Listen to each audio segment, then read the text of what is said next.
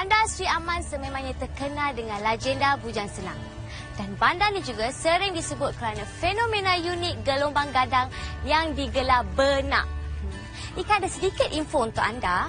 Pesta benak akan diadakan di sini pada setiap tahun sekitar bulan Mei. Untuk episod kali ini, Ika akan bawa anda untuk menikmati budaya dan juga alam semula jadi di sini. Dan pastinya kita juga akan melihat tentang keunikan sejarah masyarakat setempat. Jadi pastikan anda bersama Ika sehingga ke hujung rancangan.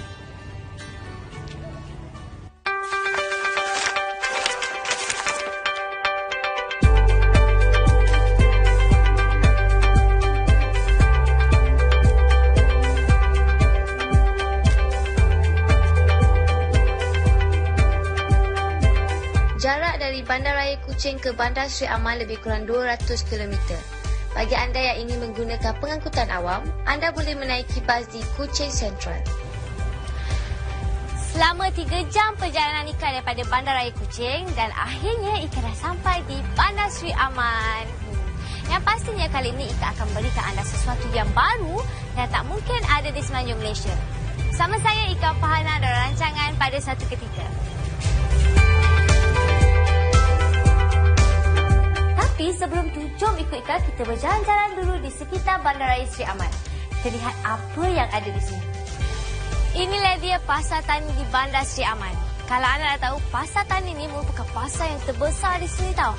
Dan memanglah pasar ni hari-hari buka, tapi biasanya pada hari Sabtu dan Ahad memang ramai sangat pengunjung dan ramai penjual.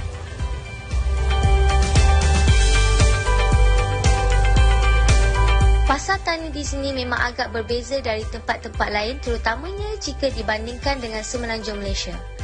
Tengoklah jenis-jenis jualan di sini, ramai sangat pembeli dekat sini. Dengan kata, mereka bukan sahaja dari daerah ini, tapi juga dari daerah luar. Di Pasar Tani ni bukan sahaja dia menjual makanan-makanan basah tau, tapi dekat sini juga menjual haiwan peliharaan.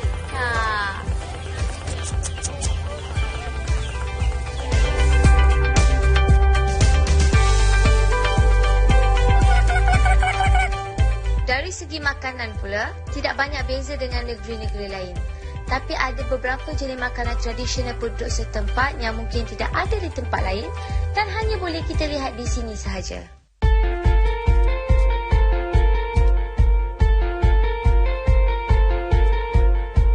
Kubu Elis dibuat daripada kayu berlian derma. Kubu Elis mempunyai menara pada setiap sudutnya berwajah 5. Kubu Elis ni merupakan satu-satunya bangunan bersejarah yang masih ada Bandar Sri Aman ni. Kalau dulu ianya dibina oleh pihak kampung dan juga dibiayai oleh Charles Brooke. Dan juga ianya dulu menjadi pusat tahanan dan juga pusat pentadbiran. Tapi saya ni tak dapat nak masuk kerana sekarang ni ia sedang dibaik pulih oleh pihak kerajaan negeri. Kubu Elis ni akan dibangunkan semula sebagai Muzium Warisan Dunia. Struktur bangunan ini akan dikekalkan. Dan pembinaan semula Kubu Elis ni merupakan tindakan yang sangat wajar untuk mereka yang akan datang ke Sri Aman.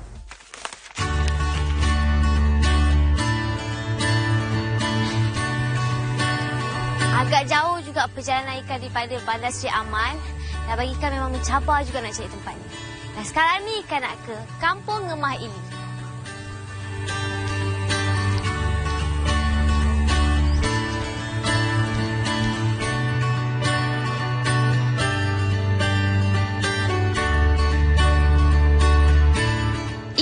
Menaiki bot yang dimiliki oleh penduduk kampung Ngemah Ili.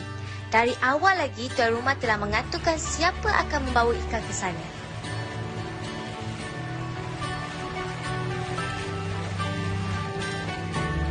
Ika bersama tenaga produksi menuju ke perkampungan masyarakat Iban. Suasana kat sini memang sangat nyaman. Pertama kali melalui sungai ni, Ika dah rasa jatuh cinta dengan pemandangan semula jadi di sini. Di sepanjang laluan sungai ini, terdapat beberapa kampung masyarakat Iban. Sungai inilah yang menjadi penghubung utama mereka dengan masyarakat luar.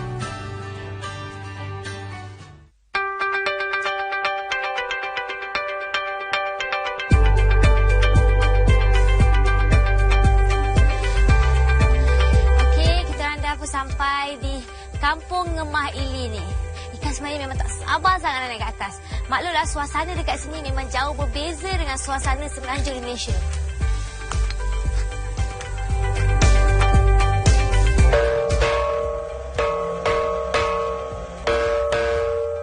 Ika disambut oleh orang-orang kampung di sini. Kemudian kami semua dihidangkan dengan minuman sebagai tanda selamat datang. Selepas itu, Ika dibawa melihat suasana di sekitar rumah panjang oleh Lucy iaitu isteri kepada tuai rumah. Kak Lucy, kalau macam dulu-dulu kan, orang Iban dulu-dulu, apa pekerjaan dia orang? Dulu-dulu orang Iban di sini ada tanam padi, sore getah, tanam lada. Itu untuk cari pendapatan untuk orang Iban. Kalau macam sekarang pun, pada zaman sekarang orang Iban? Zaman sekarang pun masih macam dulu lagi. Kalau budak ada sekolah tu dia orang pergi ke bandar lah cari kerja. Jadi bagi kami orang yang tidak ada pelajaran ni, kena dia rumah panjang buat kerja macam itu lah, tanam padi. Kalau dulu-dulu orang Iban dulu kan, craft tangannya jadi macam mana dia orang buat? Banyak lah macam dia orang buat apa tu pakai karena pergi ladang tu dia orang buat anyam macam yang bulat-bulat tu. Dia orang pakai simpan barang macam orang pakai bawa bekal. Buat sendirilah. Yang Ika tahulah kan, kebanyakannya orang Iban zaman sekarang dia dah berkahwin campur, sama ada berkahwin dengan orang Melayu ke ataupun orang luar kan. Jadi macam mana kalau orang luar dah berkahwin dengan orang Iban di sini, macam mana dia orang membawa budaya orang Iban?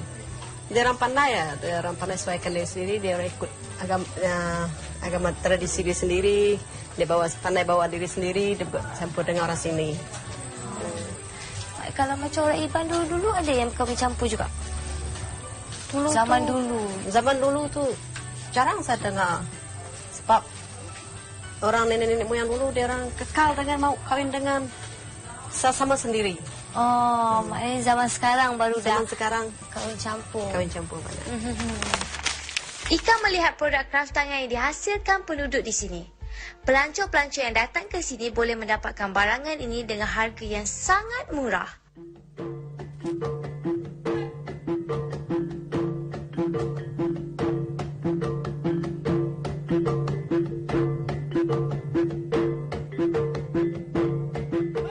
Seronok Ika menyaksikan kuntau ni.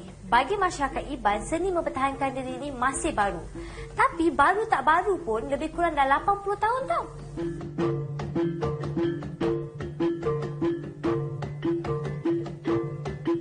Kuntau ni hanya digunakan untuk mempertahan dan melindungi diri.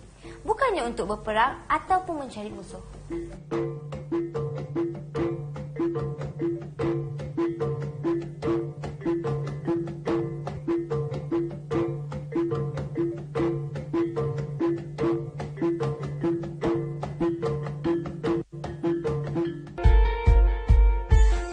Tuan Rumah, boleh tak Tuan Rumah ceritakan Ika sedikit kan tentang sejarah awal kedatangan orang Iban di Sarawak ni? Ya, boleh. Jadi kedatangan orang Iban dari Sarawak sebenarnya dia datang dari Indochina, dari Vietnam, Kamboja. Jadi pergi Thailand, dari Thailand ke Indonesia ke Sarawak adalah Lemana area Lemana lah paling mula-mula dia datang. Ya, Lemana. Ini Lemana, Sungai Lemana. Inilah nama dia. Ya. Inilah Sungai Lemana. Sungai Lemana, ya. Inilah nama. Kalau disebut Sungai Lemana, semua orang Iban tahu sudah. Kerana itu adalah sejarah dia. Ya. Sebab sebenarnya Iban datang dari di Sungai Lemana ini pada tahun 1476 lagi. Belum ada pemerintahan apa-apa dari negara mana. Ya. Ada tak sejarah dulu kan yang masih sejarah dan juga tradisi dulu yang masih dipraktikkan sehingga sekarang ni? Ya, memang masih mengikut ada sejarah yang masih dikekalkan dan ada sejarah yang macam ada tradisi yang kita lupuskan juga ada.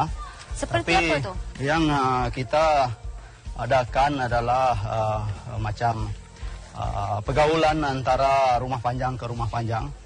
Ya, lepas itu tolong menolong, gotong royong macam itu. Jadi lepas itu menolong dari segi dari segi sosial, dari segi peralatan semua dia masih baru pelakukan. Macam mana pula dengan budaya? Adakah masih diperhatikan sehingga sekarang? Budaya masih lagi. Sebab budaya ini mengingatkan siapa orang Iban. Sebab budaya macam budaya menyambut tetamu, ya, mengajak, semua macam itu. Jadi budaya macam mengadakan perayaan gawai, dia masih adakan. Dan masa gawai itu kebudayaan dia masih memanggil antara rumah panjang ke rumah panjang, jadi datang untuk mengadakan perayaan di satu rumah panjang. Ya. Maknanya orang Iban masih lagi mengekalkan budaya dan tradisi diorang sampai sekarang kan? Ya.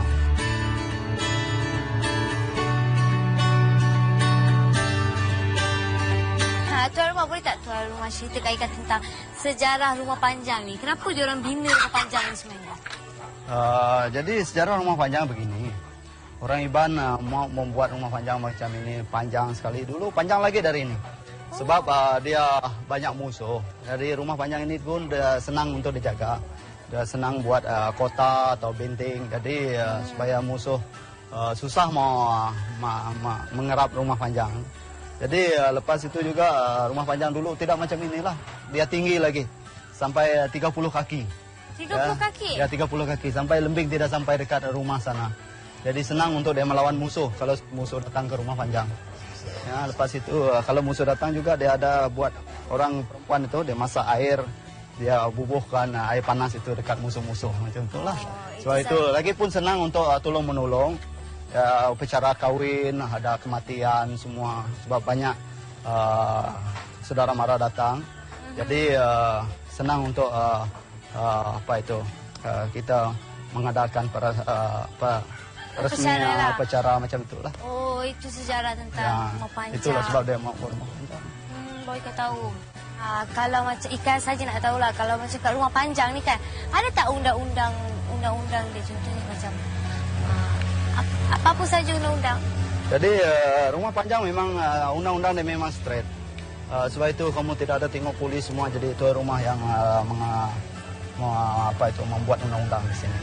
Ya, sekiranya ada kesalahan tu rumah yang menjadi menghakimi lah.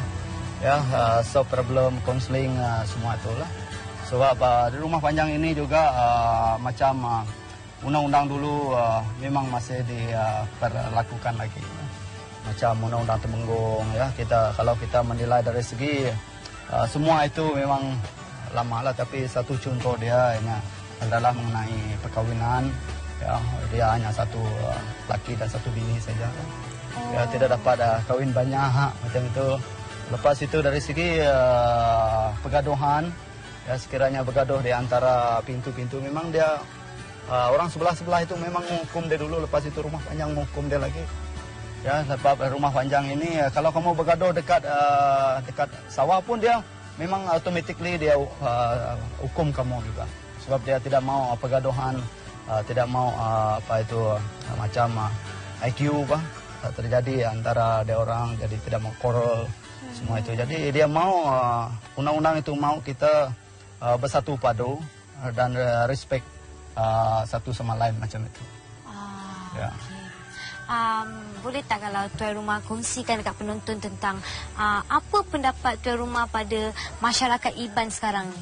Saya berharap dari pendapat saya semua orang Iban yang ada anak haluslah mengantar anak pergi sekolah.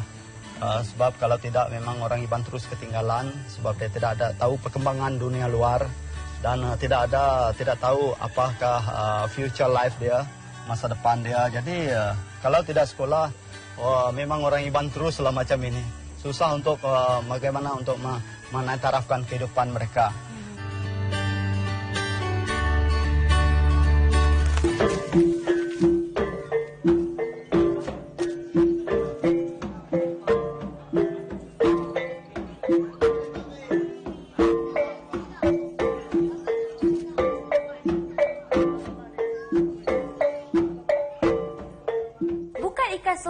tetamu di sini.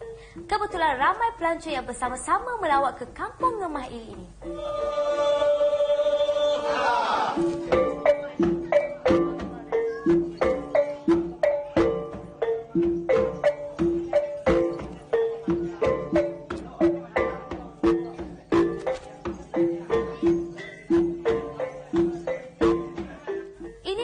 Acara yang wajib bagi masyarakat Iban bila mereka didatangi tetamu. Kami dihiburkan dengan pelbagai jenis tarian.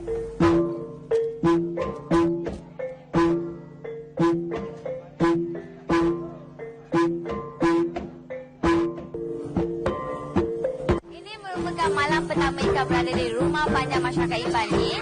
Biasanya kalau mereka nak nyambut tetamu, mereka akan raikan dengan acara-acara macam ni.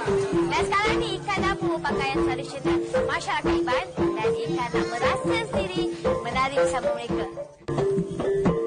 We were looking for interesting tours to do in the area, and one of the things that we were interested in was the culture of the local people, and we heard about the Iban from one of our tour guides on a different tour, so we looked into doing a similar tour like this, and we booked it through a travel agent.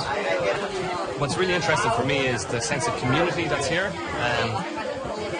I mean, in the world today, in the big cities and the big towns, you have more kind of community is disintegrating. You have kind of a self-determination that the people on their own. But here, it's everybody lives together, everybody shares. You know, it's something we can learn from. I think we played football, and I mean, it was very, very calm. I was expecting something much tougher. You know, it's our second time we are in Malaysia. We travel a little bit. We love Malaysia, and the first time we were only in Kuala Lumpur, in the continental part, and now we will try the other parts, the more wild, The rural areas. We want to experience the lifestyle, how the people live, and not only the cities.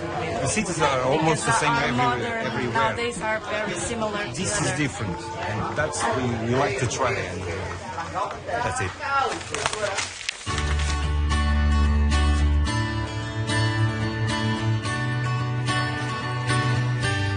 Ini merupakan pengalaman pertama Ika tidur di rumah panjang ni. Dan kalau anda lihat di sekeliling Ika ni banyak kelambu yang disediakan. Kebetulan semasa Ika datang ke sini, ramai pula pengunjung yang berkunjung di sini. Dan kalau anda nak tahu, tepat pada pukul 10 malam kejap lagi, generator akan ditutup dan tempat ni akan gelap. Jadi sebelum gelap, baik Ika tidur dulu. Lagi satu, kalau anda nak merasa perasaan apa yang Ika rasa sekarang ni berada di sini, anda boleh datang ke tempat ni, tapi pastikan anda menggunakan pemandu pelancong yang betul supaya senang urus anda di sini. Okey, kita jumpa esok. Selamat malam.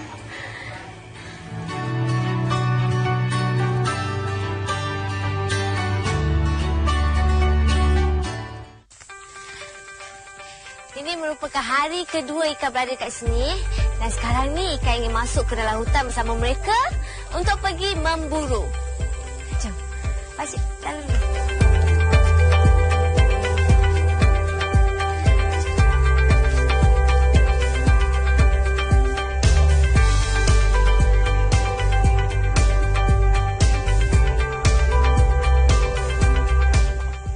Ika dibawa masuk agak jauh ke dalam hutan.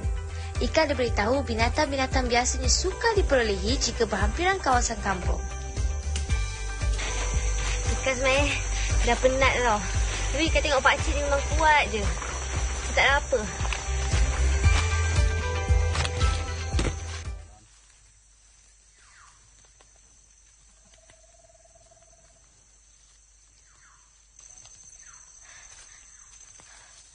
Pakcik tu cakap dengan Ika, dekat sana tu ada kelibat binatang.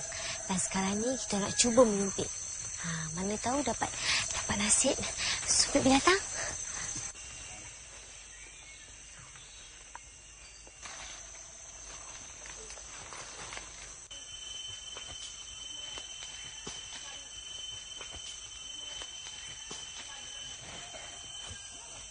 Alah, sayangnya tak dapat.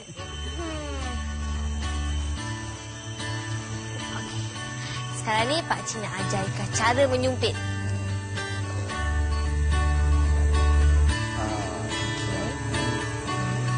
Tiup.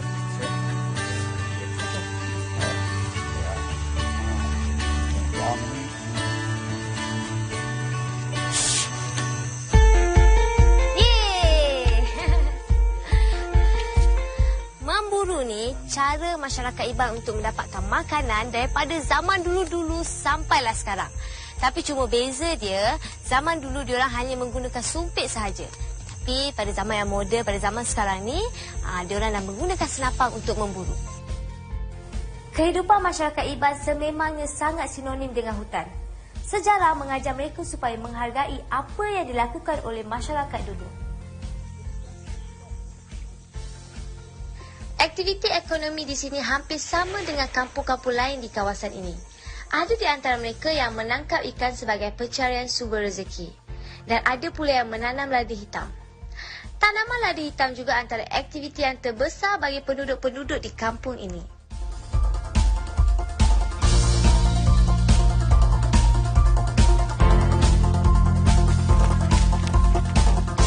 Keunikan masyarakat Iban dapat menarik perhatian pelancong dalam dan juga luar negara. Bagi Ika, walaupun semoden mana kehidupan kita sekarang ni, tapi masyarakat Iban masih lagi berpijak di bumi yang nyata. Sejarah lama nenek moyang mereka masih lagi mereka kekalkan sehingga hari ini. Dan yang paling sekali membanggakan Ika, walau apa pun yang berlaku, mereka tetap bersatu. Sehingga kita berjumpa lagi di episod akan datang. Saya Ika Fahana dalam rancangan Pada Satu Ketika. Hidup berlayakan arus pemodenan. Sejarah lama, jangan sekali kita lupakan.